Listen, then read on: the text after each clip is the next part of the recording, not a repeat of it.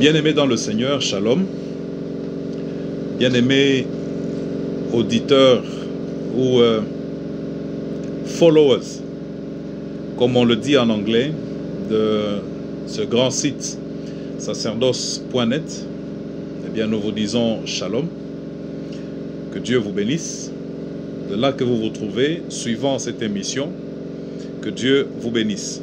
Moi, c'est le pasteur Nawezi, Pacifique Nawezi, le pasteur de la mission de Pentecôte, extension de l'Arche de l'Alliance, ici à Limete, d'Ilandos, première rue. Le sujet que nous développons ensemble ce soir est tout simplement intitulé « En Christ, les privilèges et les responsabilités que nous avons ». Être en Christ, quels sont les privilèges? Quelles sont les responsabilités qui sont attachées aux privilèges que nous avons en étant en Christ? Notre lecture se trouve dans l'épître de Paul aux Éphésiens, Éphésiens chapitre 1, que nous allons lire du 1er verset au 13e verset. Si vous avez une Bible, c'est toujours mieux que vous puissiez ouvrir la Bible et suivre la lecture.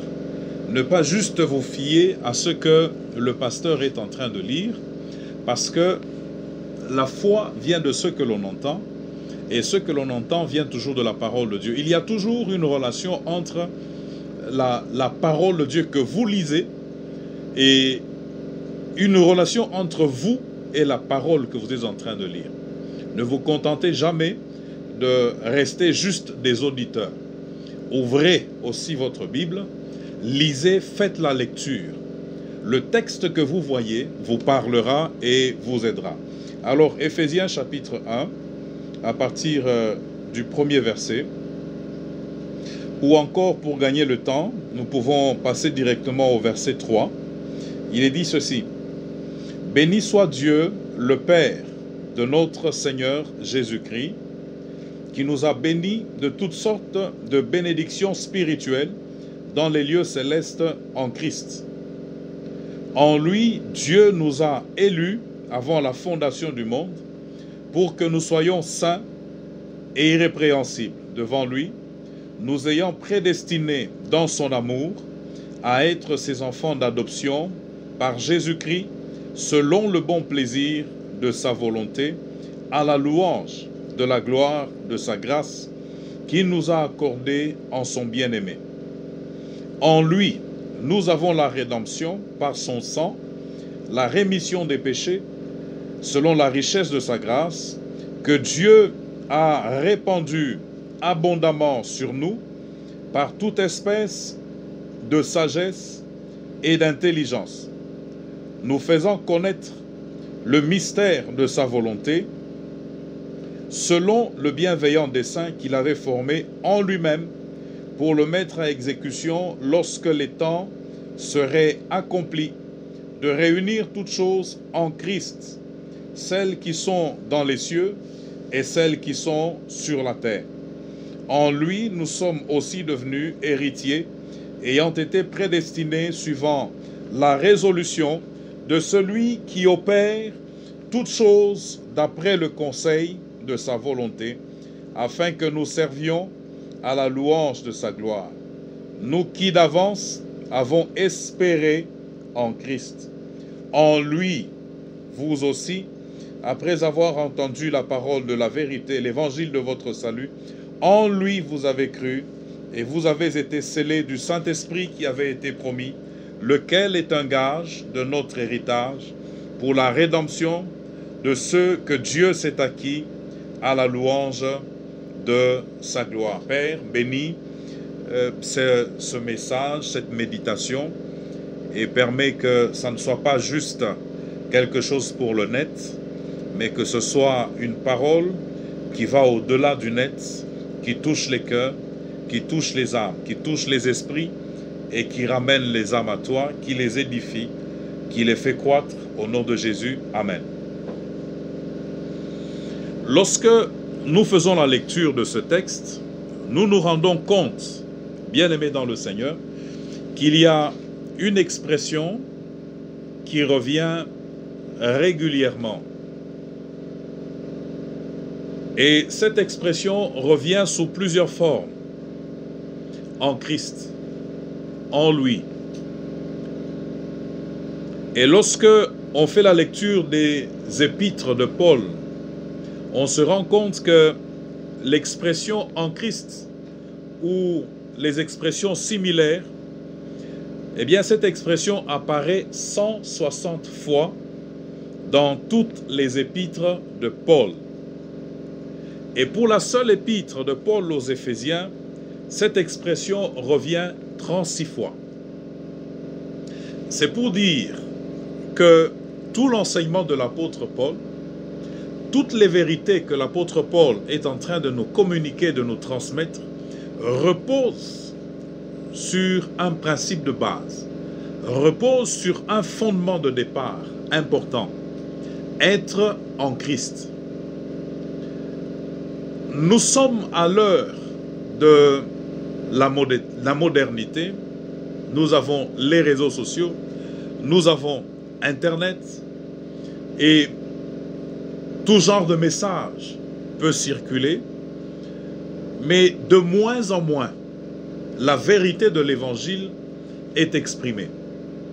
On dit des choses concernant Dieu, on dit des choses concernant la parole de Dieu, mais l'Évangile en lui-même, le cœur de l'Évangile, de plus en plus est mis de côté. Paul nous enseigne et nous dit que tout ce que Dieu a à faire, j'y reviendrai plus tard, tout ce que Dieu a pour l'homme, tout ce que Dieu envisage pour l'homme, tout ce que Dieu veut pour l'homme, se retrouve renfermé en Christ. En Christ. Qu'est-ce que ça veut dire être en Christ? À l'époque, on posait la question, chrétien en Christ ou en crise?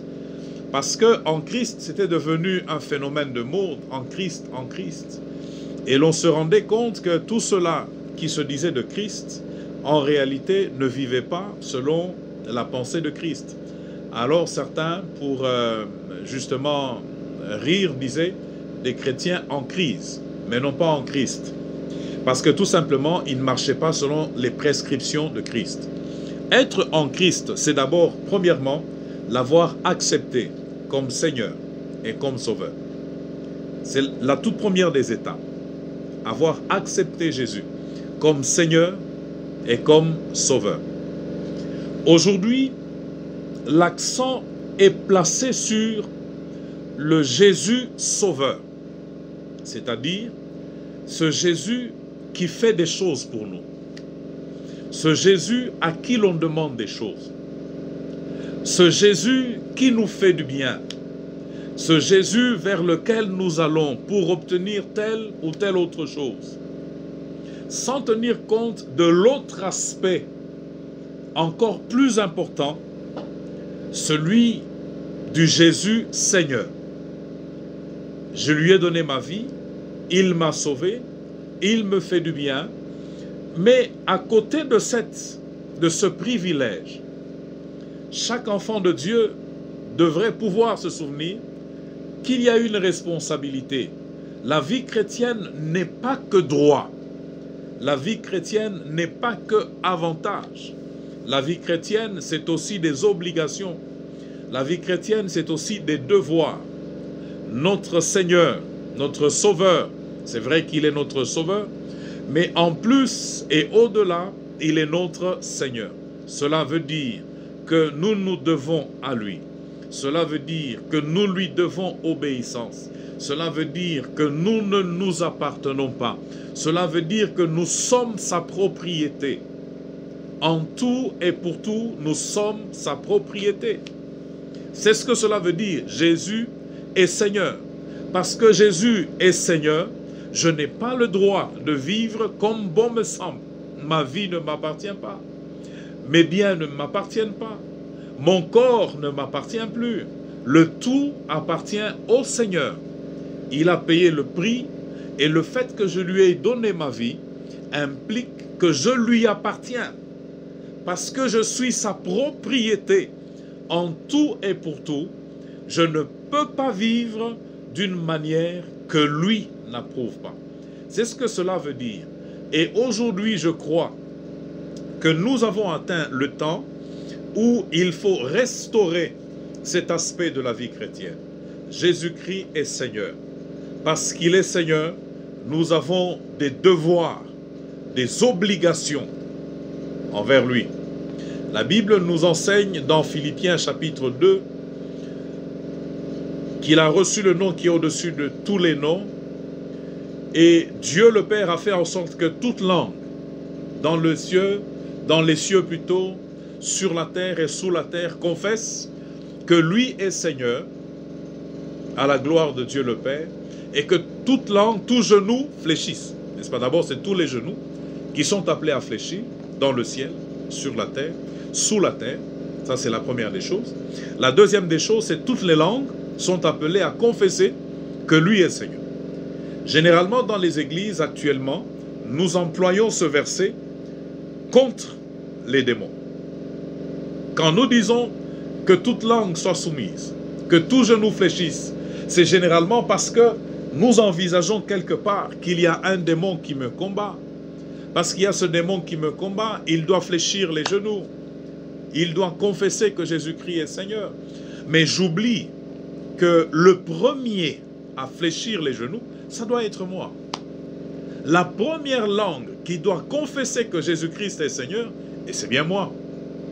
Avant que je ne cherche à amener les dominations, les démons à fléchir les genoux, avant que je ne cherche à amener les sorciers à confesser que Jésus-Christ est Seigneur, la première personne qui doit confesser que Jésus-Christ est Seigneur, la première personne qui doit fléchir les genoux devant ce Jésus-Christ, c'est moi. Comment vais-je amener les autres à se soumettre à Jésus lorsque moi-même je ne suis déjà pas soumis à Jésus? Donc, bien aimé, il y a cet équilibre important que nous devons pouvoir maintenir. C'est vrai qu'il est notre Sauveur, il nous fait du bien, mais de l'autre côté, il est notre Seigneur. Nous avons des obligations, nous avons des devoirs envers lui, et ça c'est fondamental. Donc, être en Christ, c'est lui avoir donné son cœur, lui avoir ouvert sa vie, parce que dans Jean, le chapitre 1, les versets 12 et 13 nous enseignent que à tous ceux qui l'ont reçu, à tous ceux qui l'ont accepté, elle a donné le pouvoir de devenir enfants de Dieu. Lesquels ne sont plus nés de la chair, ils ne sont plus nés de la chair, ni du sang, mais ils sont nés de Dieu. Ça, c'est la première des choses. La deuxième des choses, être en Christ, c'est de pouvoir demeurer en Christ, s'enraciner en Christ. Plusieurs sont venus à Christ, mais plusieurs, nombreux, ne sont pas restés en Christ. Ils sont venus à Christ à un moment donné ou à un autre, où ils sont venus dans les églises, sans jamais avoir donné leur cœur au Seigneur. Pour ceux qui ont donné leur cœur au Seigneur à un moment donné, ils ne sont pas restés. Ils n'ont pas pris racine dans le Seigneur. Donc, être en Christ, c'est d'abord, premièrement, accepter que Jésus-Christ soit mon sauveur. Et ça passe par une acceptation claire. Parce qu'aujourd'hui, plusieurs sont dans les églises et n'ont jamais fait une prière d'acceptation. Jésus dit, je me tiens à la porte et je frappe. Si tu entends ma voix, tu m'ouvres, j'entrerai. Et toi et moi, nous serons en relation, nous serons en communion. Donc plusieurs viennent dans les églises sans avoir fait une prière d'acceptation. Plusieurs remplissent les églises. Ça, c'est comme pour ainsi dire un esprit religieux, si on peut le dire. C'est-à-dire qu'on vient à l'église sans avoir suivi le schéma, sans avoir suivi le principe qu'il faut suivre. Accepter Jésus, demeurer dans le Seigneur. Alors que nous parlons de ces choses, prenez le temps de réfléchir. Avez-vous déjà donné votre vie à Jésus? Avez-vous accepté Jésus comme Seigneur et Sauveur? À ce sujet, je suis toujours un peu frappé par les réponses que j'entends de la bouche des chrétiens. Quand tu lui demandes « Quand as-tu donné ta vie à Jésus ?» il te répond « Bon, moi j'ai commencé à venir à l'église en telle année. » Ou un tel autre te dit « Moi, je suis dans l'église depuis que je suis enfant. » On ne pose pas la question de savoir « Quand es-tu venu à l'église ?» La question c'est « Quand as-tu donné ton cœur au Seigneur ?» Parce que vous devez savoir et vous devez vous souvenir que la conversion, accepter Jésus, c'est une expérience précise dans le temps et dans l'espace. C'est une expérience dont on doit se souvenir, dont on doit pouvoir rendre témoignage. Parce que plusieurs sont entre guillemets chrétiens, mais ils ne sont pas en mesure de rendre témoignage de leur conversion. Quand on pose la question « Quand as-tu donné ton cœur au Seigneur ?» La réponse qui sort c'est « J'ai commencé à venir à l'église à telle période. C'est en telle année que j'ai commencé à venir à l'église. » Venir à l'église et être en Christ, c'est deux choses différentes. Être connu dans l'église et être connu de Dieu, c'est deux choses différentes. Ceux qui ont donné leur cœur à Jésus, ceux qui ont ouvert leur cœur au Seigneur, la Bible nous enseigne que leurs noms sont inscrits dans le livre de vie de Dieu.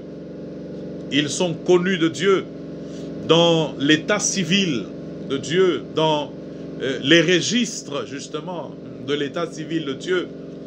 Leurs noms sont inscrits. Voilà pourquoi je vous pose la question à vous qui suivez. Votre nom est-il inscrit dans le livre de vie de Dieu? La question n'est pas est-ce que le pasteur vous connaît? La question n'est pas qu'est-ce que vous faites dans l'église? La question est simple. Votre nom est-il inscrit dans le livre de vie de Dieu? À cette question, on peut ajouter une autre question aussi simple. Vous venez à mourir aujourd'hui. Quel est votre sort? Vous allez au ciel? Avez-vous l'assurance de votre salut? C'est là une autre question. On parle de beaucoup de choses. Au jour d'aujourd'hui, on développe des enseignements. Oui, il y a beaucoup de bonnes choses que l'on dit. Des enseignements qui sont de plus en plus compliqués. Mais seulement voici la parole de l'évangile est simple. Elle est simple. As-tu l'assurance de ton salut? Ça, c'est la question que tu dois pouvoir te poser personnellement, jour après jour. Si je meurs aujourd'hui, quel est le sort de mon âme? Quel est mon sort si je viens à mourir aujourd'hui?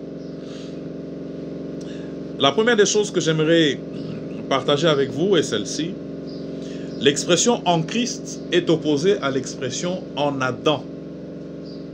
Quand vous lisez dans 1 Corinthiens 15, le verset 22, 1 Corinthiens 15, le verset 22, je vais lire pour nous tous, de manière à ce que l'on ne dise pas des choses que l'on ne retrouve pas dans les Écritures. 1 Corinthiens chapitre 15, à la maison, ouvrez aussi votre Bible, ou au bureau, le verset 22. Il est écrit « Et comme tous meurent en Adam, de même aussi tous revivront en Christ. » Encore, en Christ. De même, et comme tous meurent en Adam, de même aussi tous revivront en Christ. Il y a donc une différence entre être en Adam et être en Christ. Nous tous qui sommes nés de femmes, un jour, nous sommes nés d'Adam. Nous sommes tous descendants d'Adam. Parce que nous sommes tous descendants d'Adam, eh bien, nous portons cette nature d'Adam. Parce que les Écritures sont claires, nous étions tous en Adam lorsqu'Adam péchait. lorsqu'Adam désobéissait à la parole de Dieu, nous étions tous en Adam. Cela veut dire que tous, nous avons péché. Voilà pourquoi les Écritures nous disent, dans Romains 3, 23, il est écrit, « Car tous ont péché et sont privés de la gloire de Dieu. » Donc, en Adam, nous sommes morts. Et celui qui est mort, comme l'apôtre Paul le dit, dans Romains 5, vous pouvez le voir, nous pouvons le voir ensemble. Prenez l'habitude, s'il vous plaît, de regarder votre texte. Prenez l'habitude de lire votre texte. Ne vous contentez pas juste d'entendre. Lisez votre texte. Romains chapitre 5, le verset 10. Il est dit, « Car si lorsque nous étions ennemis, nous avons été réconciliés avec Dieu par la mort de son Fils. À plus forte raison, étant réconciliés, serons-nous sauvés par sa vie. » Que dit le verset 14? Le verset 14 nous dit, « Cependant, la mort a régné depuis Adam. » La mort a régné depuis Adam jusqu'à Moïse, même sur ceux qui n'avaient pas péché par une transgression semblable à celle d'Adam, lequel est la figure de celui qui devait venir. Donc, il y a une différence entre en Adam, pour tous ceux qui sont nés de femmes. Évidemment, il y a une parenthèse que nous pouvons ouvrir par rapport au sort des bébés, par exemple, qui meurent. Et des enfants qui meurent sans avoir eu l'occasion de choisir, de décider. Bibliquement parlant, théologiquement parlant, ce sont des personnes qui sont au bénéfice de la grâce de Dieu. Parce qu'ils n'ont pas atteint l'âge d'opérer un choix conscient. Et qu'ils sont partis, ils sont au bénéfice de la grâce de Dieu. Mais pour tout le reste, pour nous tous, en Adam, nous sommes ennemis de Dieu. Nous sommes morts en Adam. Adam, le premier Adam, la figure, quoique figure floue, du second Adam, l'Adam parfait qui devait arriver. Donc, vous devez savoir que si vous êtes en Adam, tout simplement, vous êtes ennemi de Dieu. Et si vous êtes ennemi de Dieu, vous avez besoin d'être réconcilié avec Dieu. Que Dieu vous bénisse donc par rapport à cette première étude. Rejoignez-nous dans notre prochaine émission pour notre seconde étude. Que Dieu vous bénisse.